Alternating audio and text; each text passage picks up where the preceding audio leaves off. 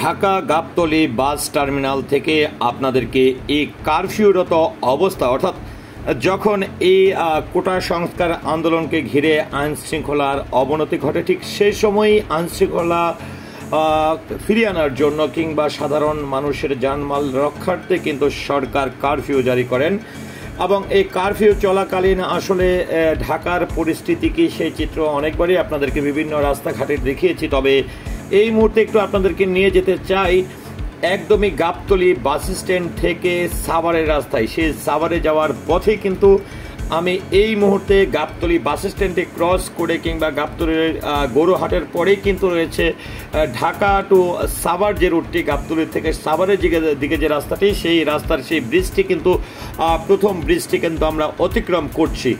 তো এই ব্রিজটি অতিক্রম করতে যে এখানে আমরা যেটি লক্ষ্য করেছি সেটি হচ্ছে যে অনেকদিন ধরে আপনারা যারা আসলে এই রাস্তাটি ধরে যাতায়াত করেন না তাদের হয়তো বা এই যে ব্রিজটি ছিল, দুই লেনের যে ব্রিজটি ছিল সেটি সম্পর্কে একটু ধারণা দিতে চাই যে এখন কিন্তু এখানে প্রায় 6, 7, 8 লেনের কিন্তু লেন হয়ে যাচ্ছে, এই ব্রিজটি হয়ে যাচ্ছে। তো আমরা সেই গাবতলীর সেই বড় প্রবেশ মুখের যে ব্রিজটি রয়েছে সেটি কিন্তু আমরা ওভারকাম করলাম অর্থাৎ অতিক্রম করলাম করে কিন্তু আপনাদেরকে সাভার হেমায়েতপুর বাস স্ট্যান্ডের কী অবস্থা বা তারপরে ফুলবাড়িয়া বাস স্ট্যান্ডের কী অবস্থা বা সাভারের এই রাস্তাতে এই বর্তমান সময়ে কারফিউরত অবস্থা কিংবা কারফিউ শিথিল অবস্থায় আসলে কী ধরনের গণপরিবহন চলাচল করছে, আপনি কি রাস্তা দিয়ে একদমই সুন্দরভাবে যাতায়াত করতে পারবেন কিনা সেই সকল তথ্য কিন্তু আপনাদেরকে দেওয়ার চেষ্টা করছে। তো ভিউয়ার্স, আমি প্রথমে যেটি বলতে চাই যে আমি আসলে যেই মুহূর্তে যাত্রাটি শুরু করেছি সেটি একদমই কারফিউ যখন আসলে শিথিল করা হয় অর্থাৎ সকাল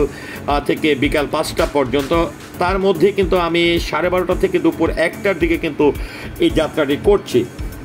তো অনেকেই আসলে গাবতলী থেকে যে গাড়িগুলো দূরবর্তী স্থানে যায় সেই গাড়ি ব্যবহার করে থাকি। তো সেখানে গাবতলী বাস টার্মিনাল থেকে কি বড় দূরবর্তীর কোনো গাড়ি ছাড়ছে কিনা, কাউন্টার সার্ভিস, গ্রিনল্যান্ড, স্ক্যানিয়া, বলবো যাই বলে না কেন, এই গাড়িগুলো ছাড়ছে কিনা। তো সেই বিষয়ে যদি একটু আপনাদেরকে বলতে চাই যে যেই সময়টা থেকে আসলে কারফিউ শিথিল করা হয়েছে তারপর থেকে আসলে কিন্তু একদম কারফিউর টাইম শেষ হওয়ার আগ পর্যন্ত, শিথিল টাইমটি শেষ হওয়ার আগ পর্যন্ত কিন্তু কোনো ধরনের প্রতিবন্ধকতা বা কোনো ধরনের সমস্যা আমার চোখে পড়েনি এবং আইন শৃঙ্খলা বাহিনী যথেষ্ট পরিমাণের সজাগ এবং দৃষ্টি তাদের আছে আইন শৃঙ্খলা রক্ষার্থে। তো ভিউয়ার্স, আমি প্রথমে যে ব্রিজটি অতিক্রম করেছি সেটি হচ্ছে যে গাবতলী বাস স্ট্যান্ডের ঠিক সন্নিকটে অর্থাৎ বাস স্ট্যান্ডটি ক্রস করে সাভারের দিকে যাওয়ার পথে প্রথম ব্রিজটি ক্রস করেছি, তারপরে এসে কিন্তু আরেকটি ব্রিজ ক্রস করেছি। তো এখন আপনার মনে একটি প্রশ্ন থাকতে পারে, যারা ব্যক্তিগত গাড়ি নিয়ে যাতায়াত করেন বা চলাফেরা করে থাকেন বা অন্যান্য গাড়ির যারা আসলে তেল বা গ্যাস বা এলপিজি ব্যবহার করেন তাদের একটি প্রশ্ন থাকতে পারে যে আসলে এই বর্তমান সিচুয়েশনে যখনই আসলে কারফিউ শিথিল বলি বা চলাকালীনই বলি আসলে গ্যাস পাম্প, তেলের পাম্প বা এলপিজির পাম্প, এই পাম্পগুলি আমি খোলা দেখেছি কিনা। হ্যাঁ, আমি যেটি লক্ষ্য করেছি একদমই গাবতলী থেকে যখন আমি যাত্রা করছিলাম, গাবতলী বাস টার্মিনালটি যেটি এটি আন্তঃবাস টার্মিনাল, তো আন্তঃবাস টার্মিনালের ভেতরেই কিন্তু কয়েকটি তেলের পাম্প রয়েছে, কয়েকটি গ্যাসের পাম্প রয়েছে, কয়েকটি এলপিজি পাম্প রয়েছে। প্রত্যেকটি পাম্পেই কিন্তু গ্রাহকদের সেবা দিতে কিংবা গাড়িগুলো তাদের সেবা নিতে পারছে, অর্থাৎ গ্যাস, তেল সব কিছুই কিন্তু ওপেন রয়েছে। তো সেই ক্ষেত্রে আমি যদি আপনাদেরকে বলি যে আসলে এই যে জ্বালানি তেল নিয়ে বা গ্যাস তেল এগুলো নিয়ে কোনো সমস্যা আমার চোখে পড়েনি। আরেকটি জিনিস যেটি আমি দেখেছি, যেহেতু আমি কারফিউ শিথিলের পরে চলাকালীন আসলে আমি যেহেতু রান করছি সেক্ষেত্রে দেখছিলাম যে দূরবর্তী অনেক গাড়ি কিন্তু এখান থেকে যাত্রীদের নিয়ে কিন্তু তারা রওনা দিচ্ছে বা যাচ্ছে, আবার কখনো কখনো দেখছি যে অনেক গাড়ি প্রবেশও করছে। তবে আরেকটি বিষয় যেটি হচ্ছে যে একদমই লোকালি যেটি আমরা লক্ষ্য করেছি যে easy bike, CNG, auto rickshaw যেগুলো লোকাল গাড়িগুলো রয়েছে সেই গাড়িগুলো কিন্তু আমরা রাস্তাতে মোটামুটি বেশ ভালোই চলতে দেখছি। তো আমার সামনে কিন্তু একটি প্রাইভেট কার যেটি যাচ্ছে এবং যেটি হচ্ছে যে আসলে আমার এই ভিডিওটির মাধ্যমে একটি জিনিস আপনাদের পুরোপুরিভাবে ধারণা হয়ে যাবে যে এই কারফিউ শিথিল অবস্থায় আসলে এই ঢাকা টু সাভার হয়ে টাঙ্গাইলের যে রাস্তাটি রয়েছে কিংবা একদম আরিচাঘাট মানিকগঞ্জের যে রাস্তাটি রয়েছে কিংবা যদি বলতে চাই যে যমুনা ব্রিজের সঙ্গে কিন্তু এই রাস্তাটি সংযুক্ত হয়েছে। তো এই রাস্তাটি ধরে আসলে এই কারফিউ শিথিল অবস্থায় কিন্তু আমি বেশ গাড়ি কিন্তু আমরা লক্ষ্য করেছি। দেখুন যে এখানে আমি প্রাইভেটটিকে ক্রস করছি, করে কিন্তু আরও প্রাইভেট দেখছি, তারপর আরেকটি জিনিস পিক আপ ভ্যান দেখছি। আরেকটি বিষয় একটু বলতে চাই যে অনেকেই যারা পাইকার বা সবজি বিক্রেতা রয়েছেন বা ঢাকার বিভিন্ন আড়তে আপনারা সবজি জাতীয় জিনিস নিয়ে আসেন, কাঁচামাল নিয়ে আসেন, তাদেরকে যেটি বলতে চাই যে আসলে আমি যতটুকু ধারণা পেয়েছি যে আসলে এই কাঁচামাল বা নিত্য প্রয়োজনীয় জিনিস নিয়ে যাতায়াত করার ব্যাপারে আসলে কোনো প্রতিবন্ধকতা কোনো পক্ষ থেকেই কিন্তু নেই বা আসলে কোনো ব্যারিকেড সৃষ্টি হচ্ছে না। সেক্ষেত্রে ঢাকার বাইরের যারা ব্যবসায়ী রয়েছেন, যারা ঢাকায় নিয়মিত বিভিন্ন আড়তে বিশেষ করে কাউরান বাজার বলি, যাত্রাবাড়ি বলি, সকল জায়গায় যদি আপনারা সেই কাঁচামাল জাতীয় কিছু আনতে চান তাহলে কোনো খুব একটা সমস্যার পড়তে হবে না। তো ভিউয়ার্স, আরেকটি বিষয় যেটি আমি বলবো যে যেহেতু কারফিউ শিথিল টাইমটি সাধারণ মানুষজনের জন্য করা হয়েছে, সেক্ষেত্রে অবশ্যই কিন্তু আমাদেরকে আইনের প্রতি শ্রদ্ধা রেখে যে আমরা শিথিল টাইমটি যেটি রয়েছে সেই টাইমটিতে আসলে আমাদের প্রতিদিনের যে কাজটি রয়েছে বা বিশেষ যে কাজগুলো রয়েছে সেগুলো সেরে ফেলার চেষ্টা করব।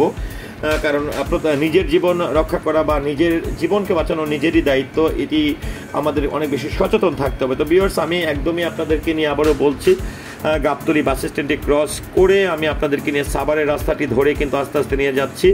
আমি একদম যেহেতু কারফিউটি শিথিল করা হয়েছিল সেক্ষেত্রে আমি এই সাভার রোডে অর্থাৎ যেটি বলছিলাম যে সাভারে যাওয়ার আগে যে গুরুত্বপূর্ণ কিছু কিছু জায়গা টার্মিনাল কিংবা বাজার এই পড়বে, সেই জায়গাগুলোর পরিস্থিতি কি সেটিও কিন্তু আপনাদের এই ভিডিওটির মাধ্যমে কিন্তু ধারণা হয়ে যাবে। তবে আমি এই যে গাবতলী বাস স্ট্যান্ড থেকে রওনা করার পরে প্রথমে সবচেয়ে বড় যে স্টেশনটা পাবো সেটি হচ্ছে যে হেমায়তপুর বাস স্ট্যান্ডটি আমি পাবো। তো হেমায়তপুর বাস স্ট্যান্ডটি অত্যন্ত গুরুত্বপূর্ণ একটি বাস স্ট্যান্ড। তো এই হেমায়তপুরের বাস স্ট্যান্ডে কী কী ধরনের গাড়িগুলো আসলে আমরা এখানে পার্কিং করতে দেখবো বা এই রাস্তাটি ধরে যাতায়াত করছে। তো ভিউয়ার্স, এই মুহূর্তে আমার বাম পাশ দিয়ে বড় একটি গাড়ি আপনারা লক্ষ্য করছেন, এটি অবশ্যই দূরবর্তী কোনো গাড়ি যেটি ক্রস করে যাচ্ছে। তো সেক্ষেত্রে মোটামুটি কারফিউ শিথিল অবস্থায় কিন্তু গাড়ি মোটামুটি এই রাস্তায় চলাচল করছে।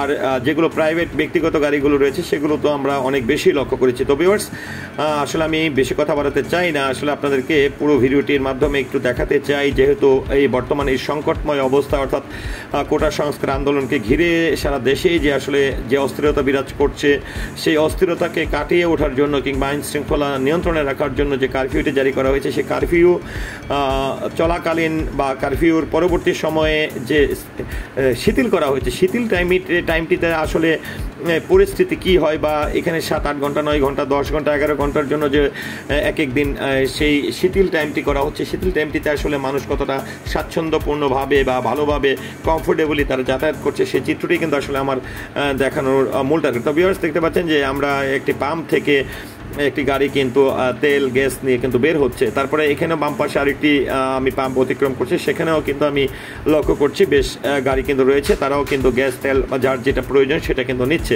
তো ভিউয়ার্স, আমি কিন্তু প্রায় চলে এসেছি সাভার হেমায়েতপুরে।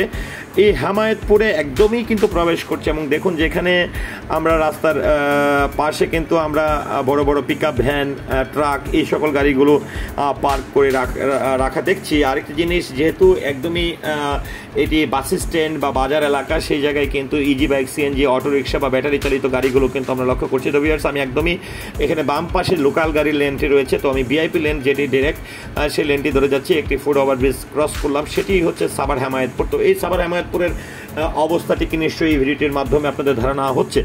তো আমি আসলে এই ভিডিওটির মাধ্যমে একটি কথাই বলবো, যেহেতু কারফিউ চলছে সেক্ষেত্রে অবশ্যই আমরা যখন কারফিউর টাইমটি শিথিল টাইমটি করা হবে সেই টাইমটির মধ্যেই চেষ্টা করব আমাদের যাতায়াত বা কোথাও কোনো কাজকাম থাকলে সেই কাজকামগুলো সেরে নেওয়ার জন্য এবং যতটা সম্ভব নিজের নিরাপত্তা বজায় রেখে আসলে রাস্তায় চলাফেরা করার জন্য আইনের প্রতি শ্রদ্ধা রেখে অবশ্যই আইন মেনে আমরা চলার চেষ্টা করব। তাহলেই হয়তো বা সকল বিপদ থেকে আল্লাহ তাআলা হয়তো আমাদেরকে হেফাজত করবে। তো ভিউয়ার্স, আমি একদমই সাভার হেমায়েতপুর বাস স্ট্যান্ডটির পাশে কিন্তু একটি সিএনজি পাম্প রয়েছে, সেখানে কিন্তু আমরা দেখছি বিশাল বড় লাইন ধরে কিন্তু গ্যাস নিচ্ছে, অর্থাৎ সিএনজি পাম্প থেকে গ্যাস নিচ্ছে। এখানেও দেখুন আমরা দূরবর্তী কিছু গাড়ি, লোকাল গাড়ি, বাস এগুলো কিন্তু গণপরিবহন কিন্তু আমরা লক্ষ্য করছি। এখানে ব্যক্তিগত গাড়িও কিন্তু অনেক লক্ষ্য করছি, তবে দূরবর্তী গাড়িগুলো কিন্তু রয়েছে।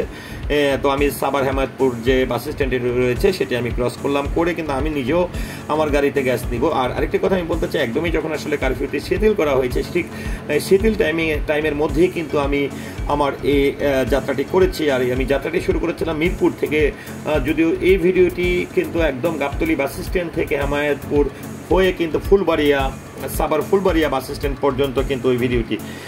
তো ভিউয়ার্স, এই ছিল আসলে গাবতলী থেকে একদমই সাভারের রাস্তাটির সার্বিক এবং বর্তমান অবস্থা।